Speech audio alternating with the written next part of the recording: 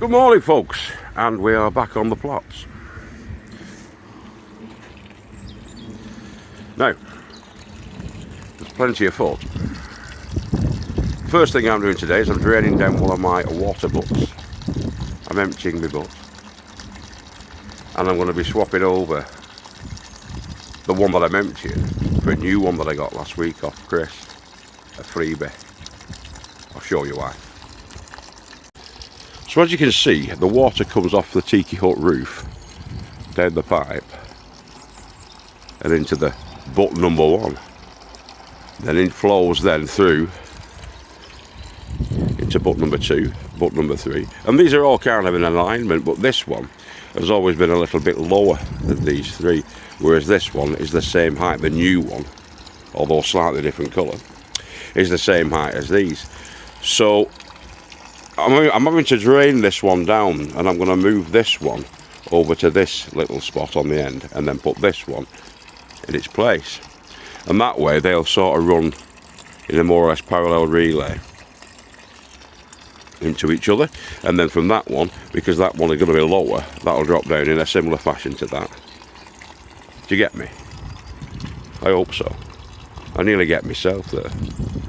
Well, that's how it'll work, and gravity will feed into each one, and we'll get the full butts, and that'll be 500 litres of water that we can retain from just gathering it from the roof. So that's the plan. Well, like I say, it's been running for about 5 minutes this, and it's just basically draining. It's a bit of a waste of water, but there's plenty of water in these skies, so I'm not too worried at the moment about that. We're just going to have to drain that down and then transfer it across. So that's job number one. There you go. Now I just need to gum those in. So I need to get some silicone and apply it to the junctions. Just so it forms a sort of a watertight seal, and it all will then flow from top to bottom. But apart from that, that's how it's going to stand. That one's standing a little bit prouder than the others, so we can just get a big watering can underneath that and fill that up. Just got to make sure you've got enough height to fill your watering cans underneath, hence the stilts underneath the taps. But yeah, that's done. Easy doddle. Alright guys, I just thought I'd show you this. Got some plots and plans afoot for plot 36. I might have mentioned on the last video that I'm going to be creating, or I want to create, a new caged grow area, netted caged grow area, similar to the one that we've already got, but about 3 times as big as that. It's going to be sort of adjacent or at the side of the existing one that we built last year that proved to be a fantastic grow tent, for brassicas especially. None of the butterflies can get him, the birds can't get him, those sort of critters. I mean, it doesn't stop the excuse me, it doesn't stop your slugs getting in, so you've still got to control your slug situation. And also for whitefly, because the netting's not quite fine enough to prevent the whitefly egress and greenfly and stuff like that, but it keeps the big ones out. So that's what the plan is for this year. It did really, really well, that one, so we're going to build a bigger one. And it's going to encompass the central part of the plots, to be fair. There's the shed, the tiki hut at the front, and there's that little patio area. I've got the big spud bed there and the other beds. So everything from probably around about 12 feet in is going to be created, this tent, and the actual netted tent. It's a bit out of scale, that it should be longer that way than it is that way, to be fair. But it's going to be around about 18 feet long by about 14 feet, or just over 14 feet wide. That's an imperial. So yeah, with a series of these like sort of shallow beds, or sort of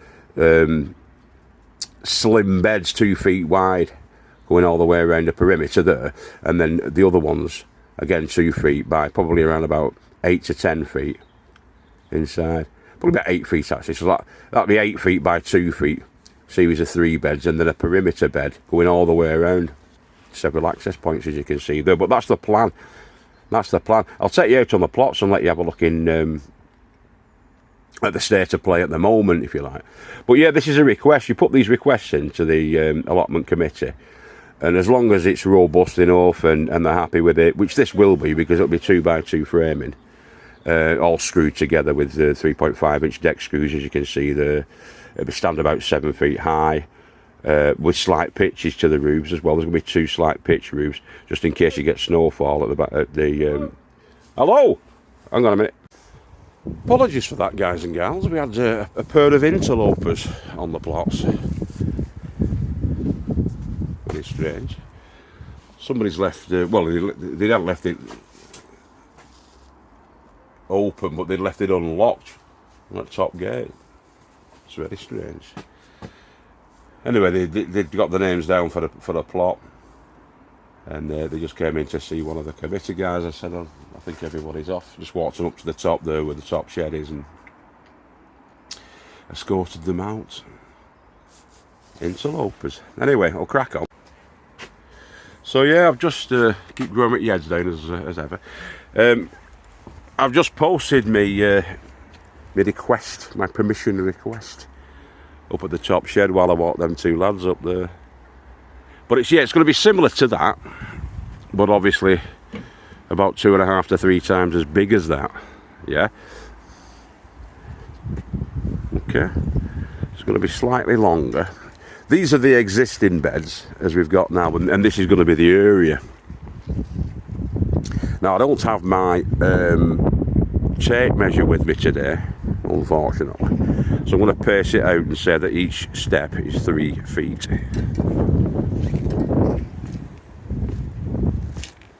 Yeah, so it's about 16 feet or just over, and the depth's going to be to here. So this is going to actually be a little bit shallower this way, probably about 10 inches further this way, just so I've got enough room. My plan is to put about altogether 8 compost bins down along this fence line, but I need to have about 2 feet away from the front of these. So instead of it following the existing row, it's going to follow this, which goes in about 8 inches, and that should give us enough space then to get a barrow up and down. I want to be able to get a barrow all the way around the plot. When you come to here, get it a little bit narrower, so it misses that. You've got about 2 feet there. That's all I want. So I mean, adjusting these, sending these this way, making these narrower. These beds narrower, about half the size as what these are. 4 foot by 6 feet, I believe these. So that'll be 2 feet, similar to this, basically. Yeah.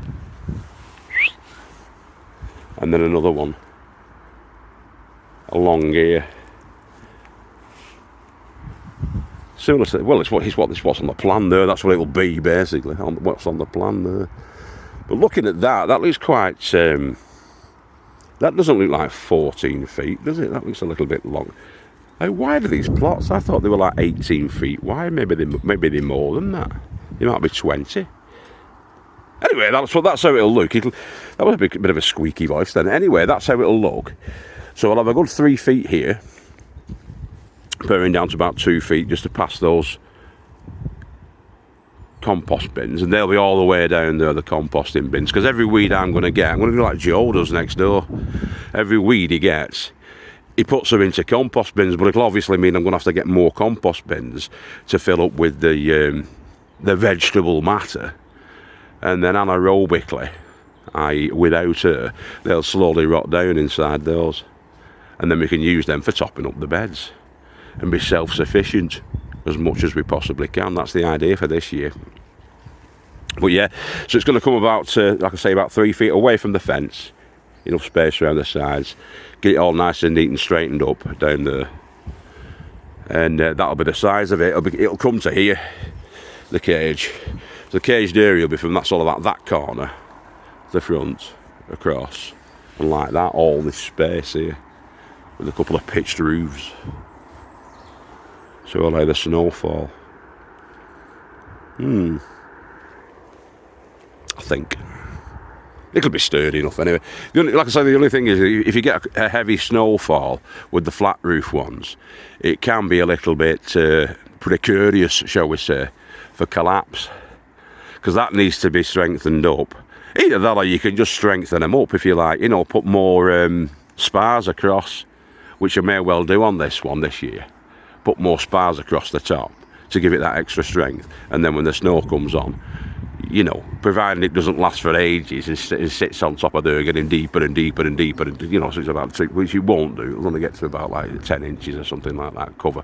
You just got to be strong enough to support that, because it's going no way this way, but there is a chance of collapse if you get a lot of weight load, a lot of snow load on the top of it. These are all right because it just sort of melts off and slips off. Well, that's the plan. So yeah, that's going to be, I mean, if these are 6 feet, then that's 6 and 4. That's 16 feet wide. Yeah. I reckon that's probably, I don't know. I wish I had my tape measure. But that's where it's going to go. And it's going to be about 7 feet high. It's going to be the same height as that. Which is probably not 7 feet, but, you know, around about, approximately. It's an estimate to cover that. Mick's got a lot of coverage on his side. He's going to be re-tensing these, re-netting these.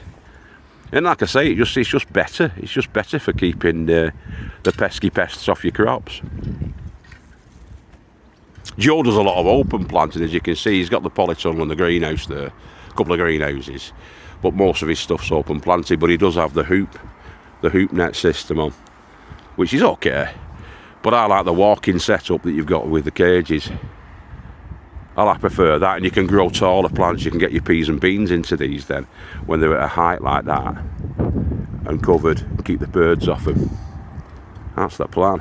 Anyway, let's have a look at my spuds that we're going to be growing this year. Look at all them spuddies. Potatoes. Quite the selection there. Gone a bit crazy yet again. There's 18 kilograms of seed potatoes there, which should give us about 400 pounds in weight, or 2 of me at the back end. Fingers crossed. Fingers crossed, Clarice. Charlotte, a good potato there, the Charlotte. These are a salad potato, as you can see there. Nice waxy jobs. They're quite nice as well. Pentland Javelin are lovely. Sharps Express. I don't think I've had Sharps Express before. We're trying them. These are the first early, so those are the salad potatoes. We've only got one set of Charlottes, but they're good. That'll fill a bed. Then we've got the first earlies there in the form of the Pentland Javelin, Sharps Express, 2 sacks or 4 kilograms of Ulster Prince, because Ulster Prince are definitely my favourite. Really nice potatoes, them lovely potatoes, lovely boiled, lovely roasted, lovely whatever. Jemson, never had before, trying them this year. Jemson are a second early. We have had Saxon before, and they were quite prolific, if I remember rightly. And then for the main crop potatoes, we've got those Maris Piper, because Maris Piper did the best last year, and the year before, and the year before that. Yeah, people go on about Sarpo Mira, but I don't like the flavour. They're not good flavour, Sarpo Mira, for me. I'm not keen on them. Not overly keen on them. But they are bigger and more prolific than anything else, really, the Sarpos. Good disease resistance as well for your potato blight and whatnot. Well, these are all tried and tested. The Ulster Prints are fantastic. But as you can see there, you've got like 2 kilograms, 2. They're already up to 10. Yeah. 18 kilograms in it. Yeah. 4, 8, 12, 16, 18. 18 kilograms of spuds. Flipping Nora. Well, like I say, these will all be going in around about the same time over the next month. These will be getting started off. Usually start them on St. Patrick's Day, which is, I believe, the 17th of this month. Today is the 10th. So it'll potentially be next Sunday when we're starting these off.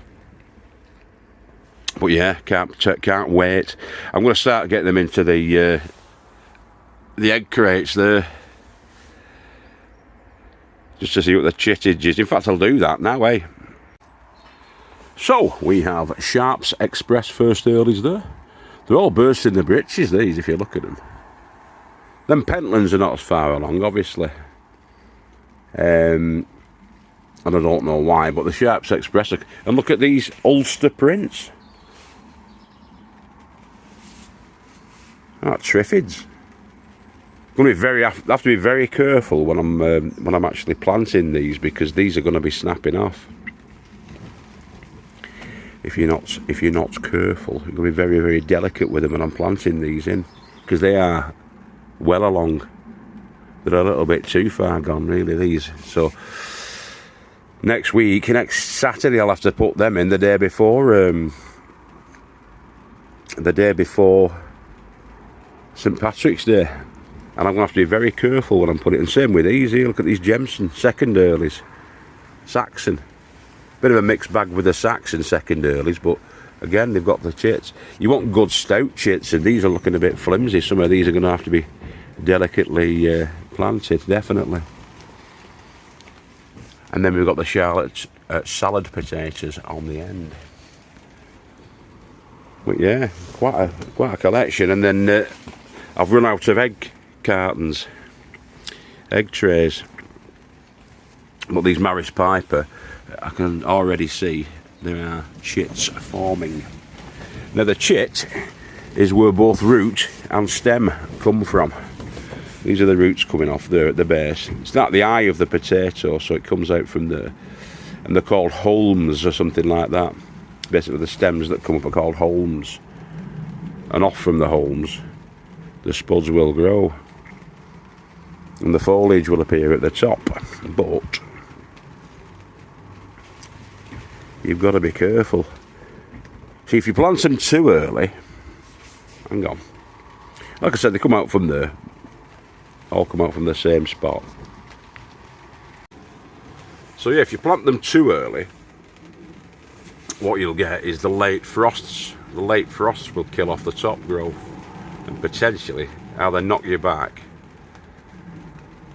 with your growing, or even hinder the growing when the top gets burned. If it gets burned off in a severe frost, that's not good.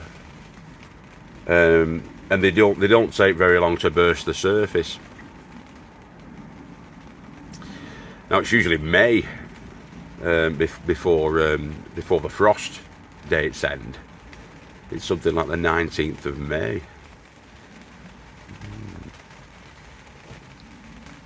So let's hope we don't get another beast from the east like we had a few years ago, that the cold winds and snow and stuff came down from Siberia, and I think it was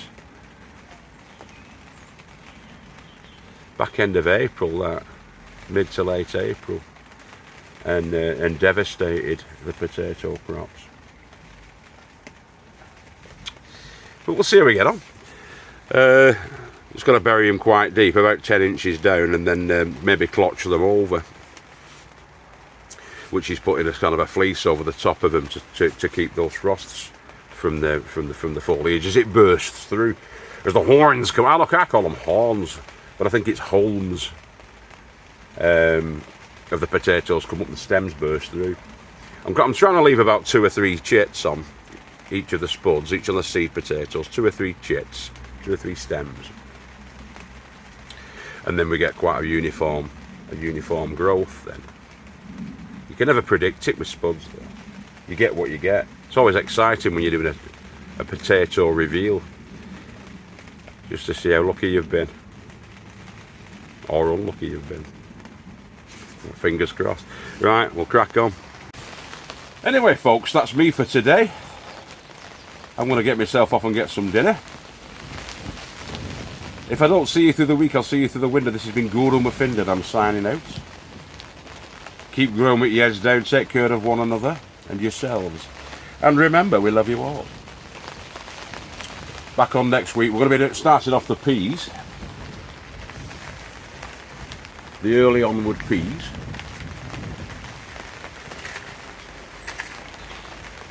Then and several other crops next week actually.